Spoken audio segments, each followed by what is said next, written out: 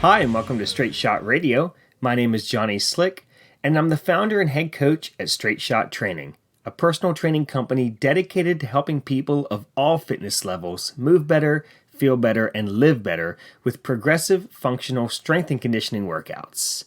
On the show today, I'm joined by Straight Shot co-owner Chris Lewis and coach Delaney Bodner as we tackle some of the questions we received from you all on social media. We cover whether or not you need to return to a gym, plant versus animal protein in your diet, how to get stronger with chin-ups, more sleep versus early morning workouts, and the correct steps to becoming a personal trainer. You'll hear us talking about remote coaching throughout the episode because it's what we do here at Straight Shot.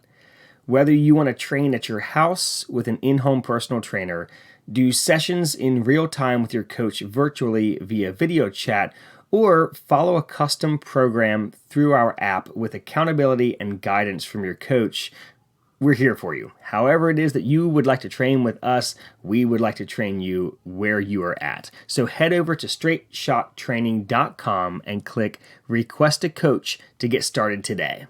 All right, you've got questions and we have answers. Here's our chat.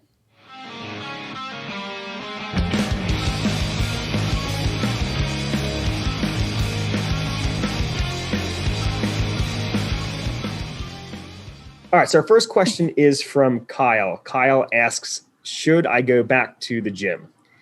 And some backstory he added to this question on Facebook where he left it, that he's gained some weight over COVID and he's looking to get back in shape. So he wants to know, is it worth going back to a gym for him to work on losing weight and getting active again after being inactive over quarantine? So I'll let you all take this one first. Should Kyle go back to the gym? It is a philosophical question and a comfort, feeling right now for people, and whether, they feel comfortable enough and being around people. I think, with more and more people being vaccinated, the easier you're going to feel about getting back in there. But honestly, for him, it sounds like he could have been, taking advantage of this, kind of downtime to be doing a lot of stuff, but we really could have helped him out. Yeah. Yeah. And then I guess that's kind of coaching is the thing that I think is maybe people think is missing from their routines. And obviously we've made now, this is our career now that we have is coaching people away from gyms right now. But I think just going back to the gym just to work out is, we've learned in the past year, is not necessary. You don't have to work out at a gym to lose weight, get in shape, or even get strong if you have enough equipment. Now, I guess I would ask Kyle, do you have equipment that you can work out with at home? Can you make yourself work out at home? Because for a lot of people, going back to the gym means making that, commitment. You're driving to the gym, you have to block out that time for it. It's really helpful for people to have that because they may not just jump right into it at home.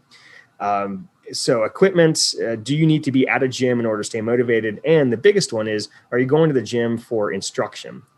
And, we do instruction for people, whether it's in-home or virtual via Zoom or through our app. We do remote instruction, but if you prefer instruction in person, you can only get that at a gym, then that might be a reason to go back to a gym.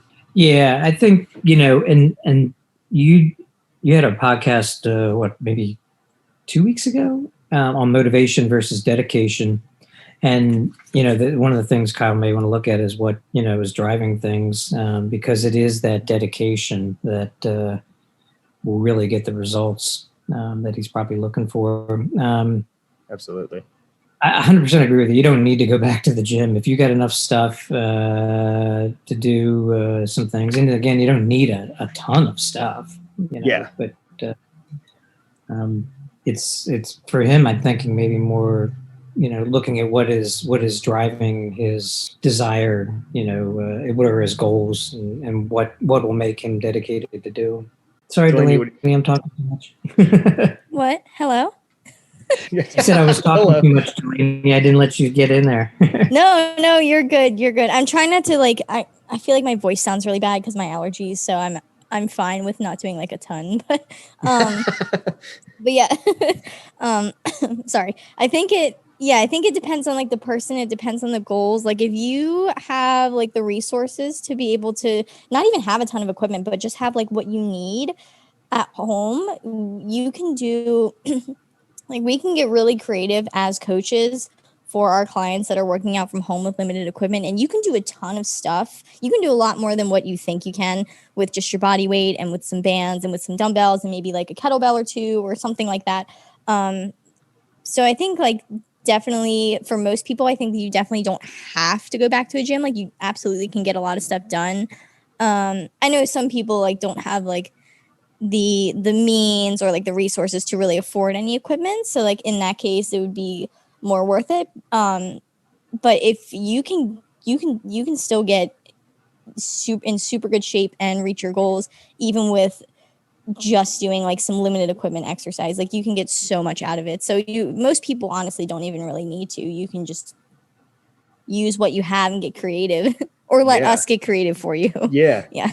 And that's the thing that Delaney, what you were saying, actually both of you were saying about what your goals are and, what's driving you. If you have strength goals, you're gonna have to have more external load maybe than you have at your house, and you can get decently strong with stuff you have, and we can get creative. But there's a certain point that if you want to have a really heavy squat or deadlift, you can't just deadlift dumbbells at your house and get better.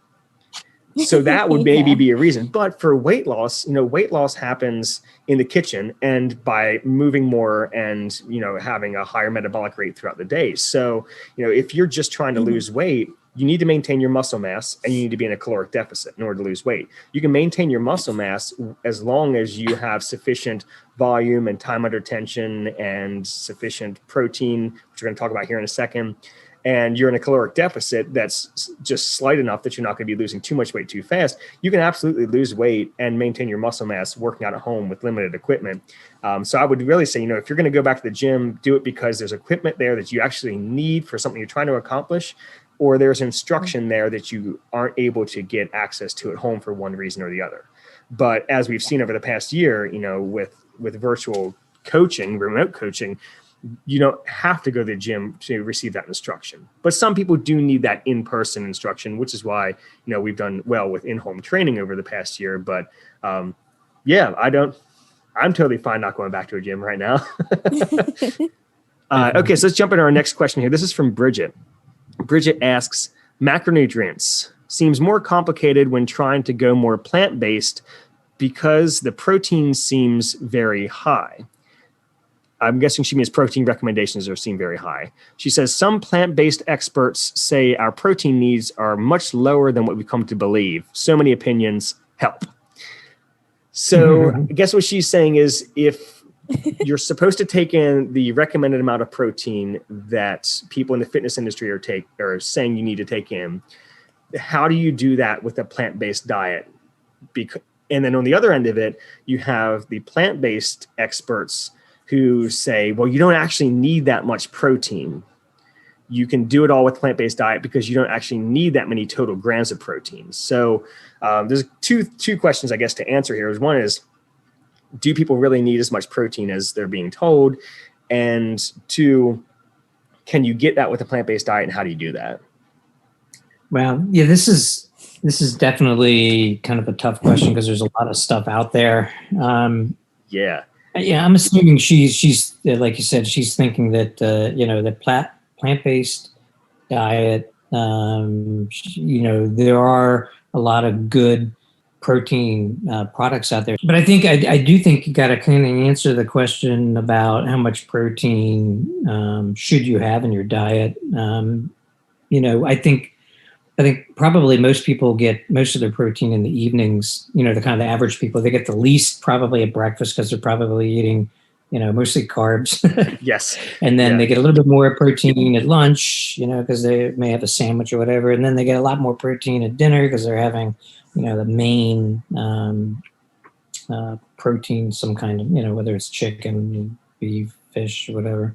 But let's start back with what's and it probably needs to be broken down into kind of more higher end athletes versus maybe the average person? Yeah, I think that's the biggest thing right there is, are we talking about general health, or are we talking about for athletes?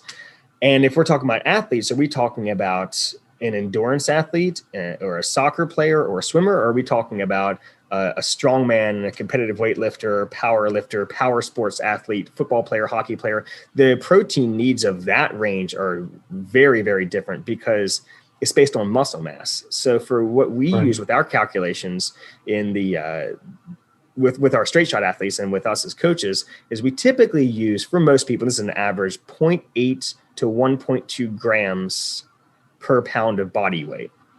Now, if a person is carrying a lot of excess body fat, we base that off of their lean body mass, which means we need to know their body fat percentage.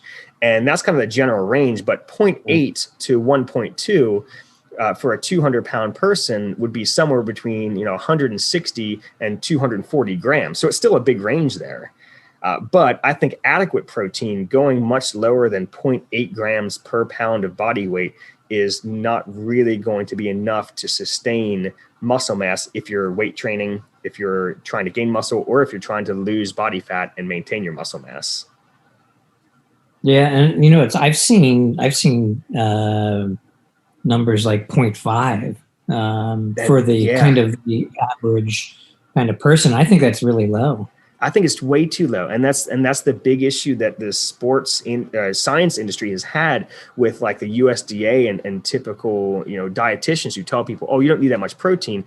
The problem is they're seeing the average American getting so much of their protein from animal sources that also have super high levels of saturated fat and just higher levels of calories overall, that they're just saying, well, people need to reduce their protein intake so they can reduce their saturated fat intake so they can reduce their calorie intake, rather than advocating that people start eating more, beans and fish and chicken and leaner proteins. Yeah, Delaney, what's your protein at? Because I don't even bother tracking that, because I just eat as much protein as I literally can. Okay. Because of my goals, not like the average person should not probably if the person with the average like weight loss overall wellness goal should not just be like shoveling in protein at every opportunity that they can. But that's what I do for me, because I just know that I need it.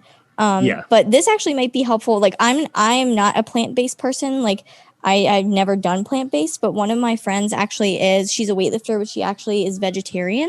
And I don't know if this is helpful for Bridget or not, but what she does with her like to get enough protein in throughout the day is she drinks her protein. So she does, I think she does rice protein or pea protein, but she does 2 of those on her workout days, and then gets her other protein from beans. Like she doesn't even have eggs or fish or anything. So if someone's doing plant-based, but they find that their protein's really low, that's what worked really well for her, was just drinking that protein, because it was a quicker and easier way for her to get it in. Yes, I'm looking at my notes here. I'm realizing that we're going to have to do an entire episode on this, because just from that study that I found, and I got obsessed with reading today, because then you get into the question of protein quality. And I'll summarize what the study, it was actually a compilation of studies. It was looking at plant-based protein versus animal protein specifically, not for, general health or anything like that, just on its effects on muscle mass. And what they found was that the animal proteins do have a higher anabolic effect, where it helps you build and maintain muscle mass better than plant-based proteins.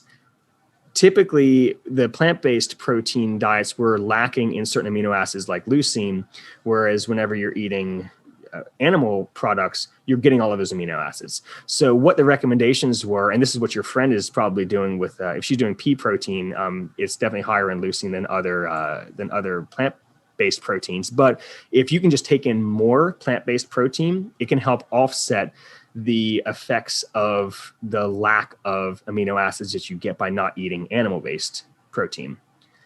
Or, in maybe Bridget's case, if Bridget's not, strictly following a vegetarian or vegan diet, if you mix in some eggs or mix in some fish, that's what I do. I really only eat maybe 1 serving of meat a day. Everything else is either fish or eggs, and then a lot of plant-based proteins. if you're still getting in fish and eggs, you're still hitting all of those amino acids, and they're kind of filling in the gaps of what you might be missing on your plant-based stuff. But that study was just on maintaining muscle mass. And as you get older, it's extremely important to maintain muscle mass. So what they were looking at was, as you get older, a lot of people switch to plant-based diets for general health. And there's anti-cancer properties, there's reduced risk of heart disease on plant-based diets. There's, longevity. People tend to live longer if they eat less animal products, but they're losing muscle mass. So how do you maintain your muscle mass if you start eating more plant-based proteins? And yeah, like Chris said, 0.5 grams of protein is not going to maintain your muscle mass. No, not at all. Yeah. So, and I think what your friend is doing by adding the liquid protein in might be helpful, because honestly, you can only eat so much beans and nuts. Yeah. And if you're trying to manage your weight, you're getting a lot of carbohydrates when you eat beans, and you're getting a lot of fat when you're eating nuts. And if you're trying to hit your protein numbers, you might have your carbs and fats through the roof just trying to hit your protein each day. Yeah. What is your favorite plant-based protein right now? I really like Anthony's pea protein. That is, you can get off of Amazon. It comes in big 2-pound bags because there's nothing in it. It's literally just yellow pea protein that is just ground up and in a bag. There's no flavor. It does not mix well. It tastes terrible. But there's absolutely nothing. There's absolutely nothing in it. And it's per tablespoon. Nice. It's less than 1 gram of carbs, 0 fat, and 8 grams of protein. So, I'll do like a quarter of a cup of that, which ends up being like 30 grams of protein. I'll do that in my post-workout, but I only drink one of those a day post-workout for convenience. Everything else is, I eat a lot of whole grains, beans, nuts, whole grain bread, things like that to get most of my protein. And then I'll eat meat with dinner, and then I eat fish at lunch and eggs at breakfast. Yeah, Delaney. What's my favorite plant-based protein? Yeah, what are you using right now? Peanut butter.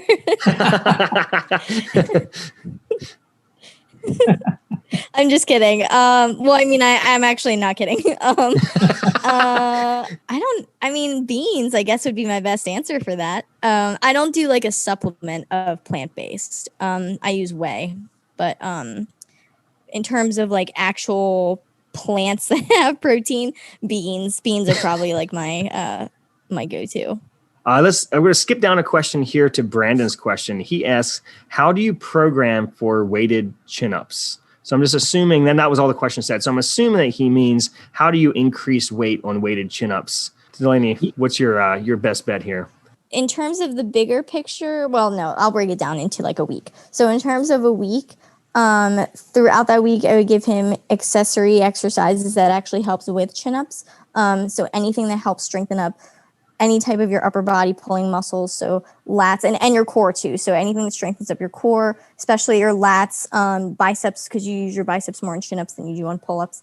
And then in terms of the actual pull-ups, the way to progress them, at least how I would program them for him, would be to, in kind of more of a traditional like linear fashion. So we would start with a weight that he can handle pretty comfortably. And even if that's no weight, like even if it's his body weight, and work to sets of whatever's pretty close to like his close to failure kind of tipping point, and then do that consistently for a block, and then increase. So add more weight to the weighted chin-ups, slightly decrease the reps, but you still want to make sure he's getting to that level in terms of it being challenging. You don't want it to be too easy. And then gradually increase over time until he is doing sets of, let's just say hypothetically, like sets of 3 weighted chin-ups with either close to what he could do for 1 rep or even at the weight that he used to be able to do for 1 rep. And then from there, you'd be able to progress the weight on your 1 rep chin-up max. Although the chin-up is a weird thing to do a 1 rep on, but yeah. Yeah. Chris, have you ever done much with weighted pull-ups? No, and I'm a huge fan of pull-ups, chin-ups. I think it's something, for me, I didn't even, probably was maybe like 5 years ago, I started doing them. and I hadn't done them since I was like in high school. And so I'm a huge fan of doing them.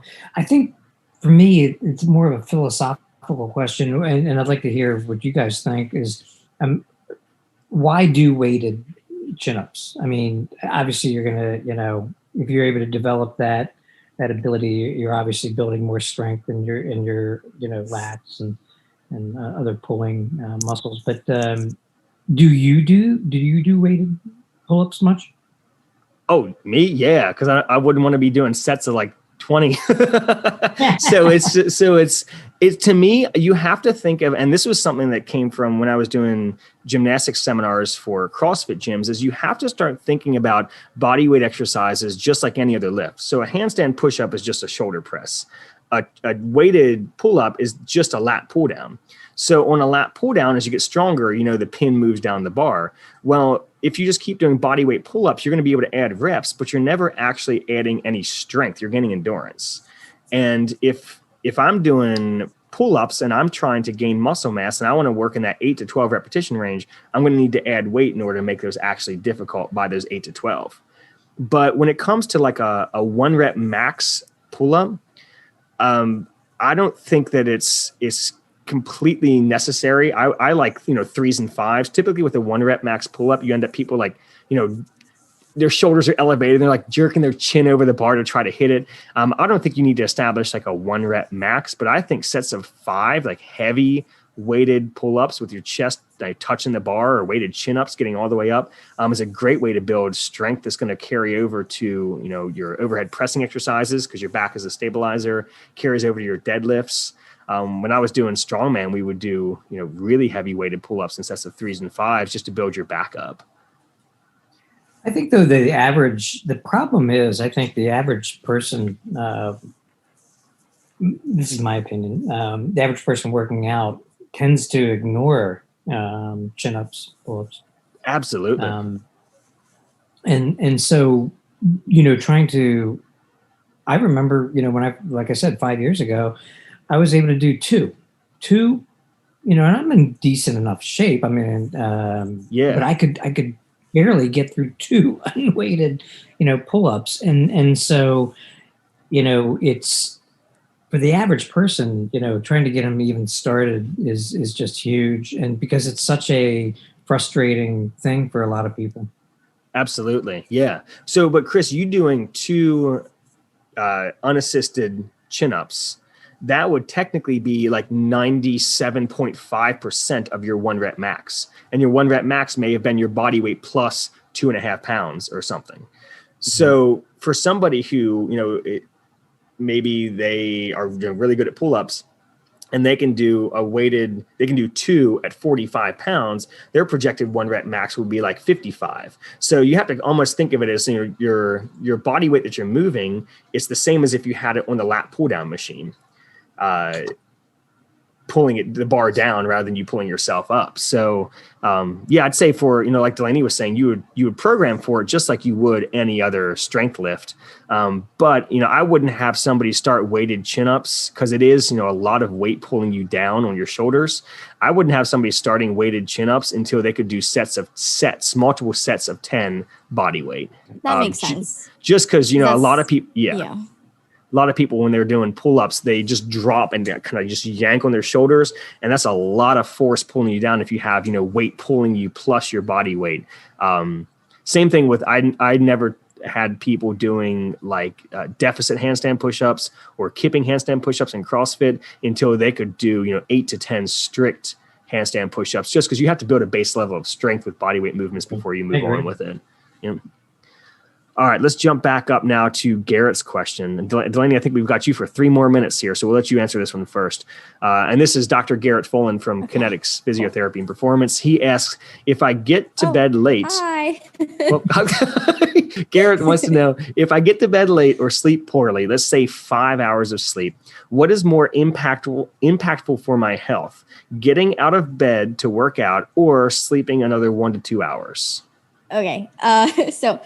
I know most people, including us in our hearts, would say working out for 1 to 2 hours, but really you need to sleep for that. I mean, I'm sorry, not working out for 1 to 2 hours, but working out.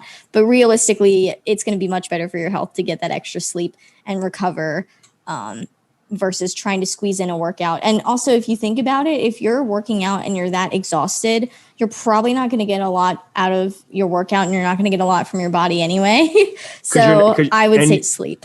Yeah, and your recovery is impacted. So your hormone levels are impacted. So your recovery is impacted. Your aerobic capacity is impacted. Your maximal strength is impacted. So yeah, it's almost like, you would be going through the motions, but would it even be worth it? Chris, what do you think?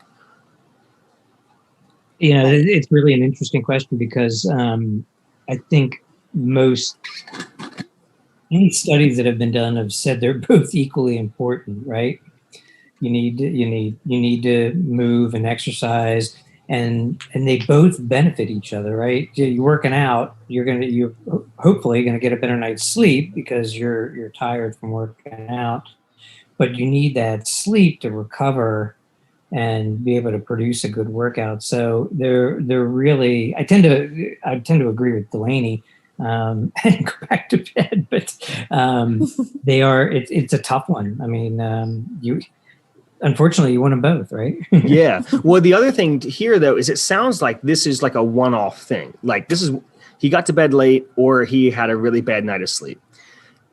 I would say acutely, it's not going to matter at all. In fact, I did a podcast a long time ago about what happens if you did nothing, absolutely nothing for 2 weeks. What would happen to your strength and your muscle mass? And nothing happens with 2 weeks of inactivity. So missing one workout is not going to do anything to you.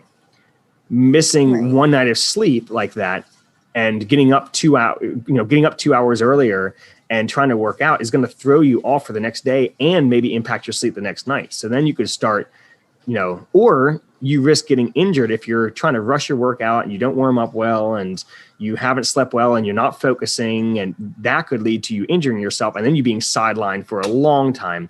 So I would prioritize sleep. However, I know some people who have really strange work schedules where they can only sleep, 5 hours, and the only way they can work out is if they go work out and then, go back to work or do something and then come home and nap. And they have this really weird sleeping schedule. But if they stayed and slept in, they would never work out. Yeah.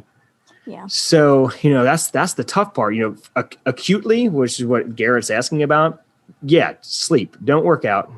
Sleep in is not going to do anything. But if your schedule is you can only work out if you skip that hour of sleep, I would say make those the best 5 hours of sleep ever.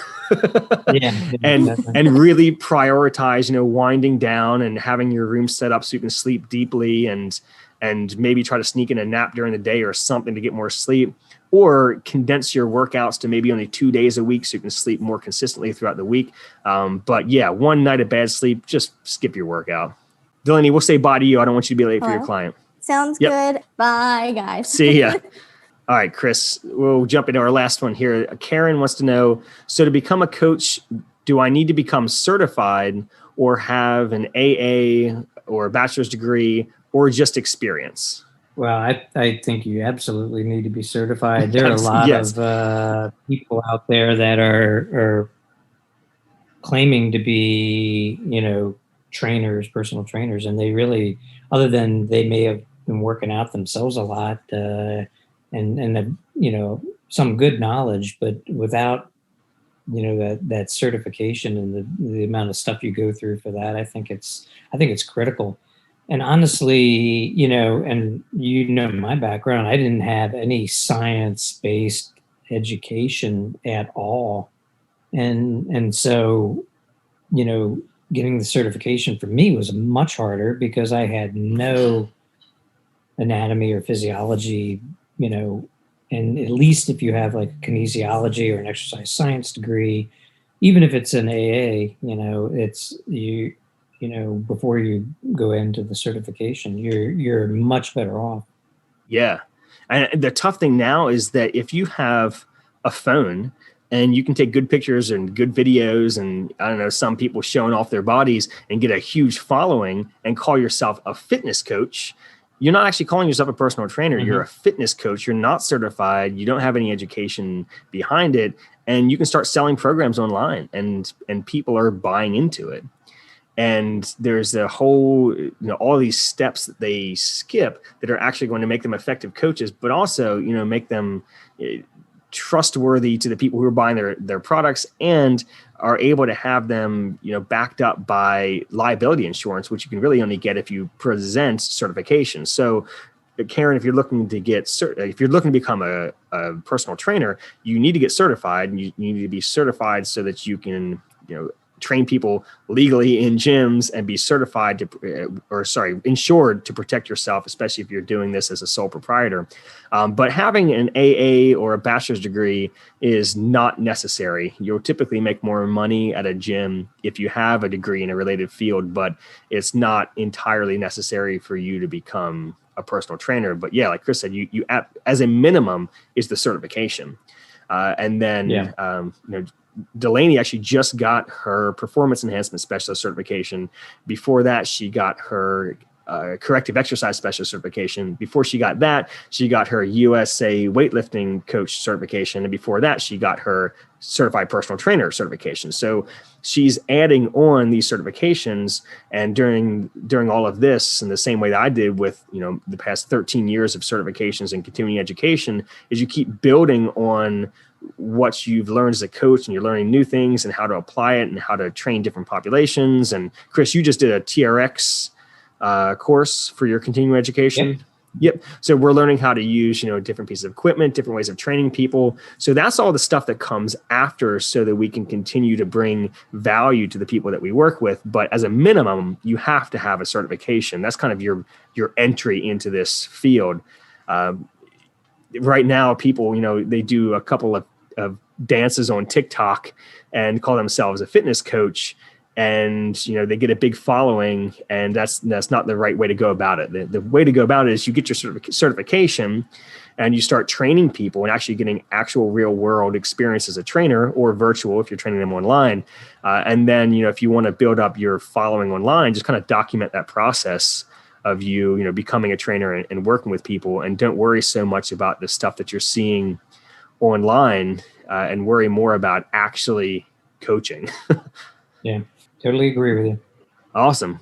Cool. Well, thank you, Delaney, if you're listening to this. Thank you, Chris. No problem.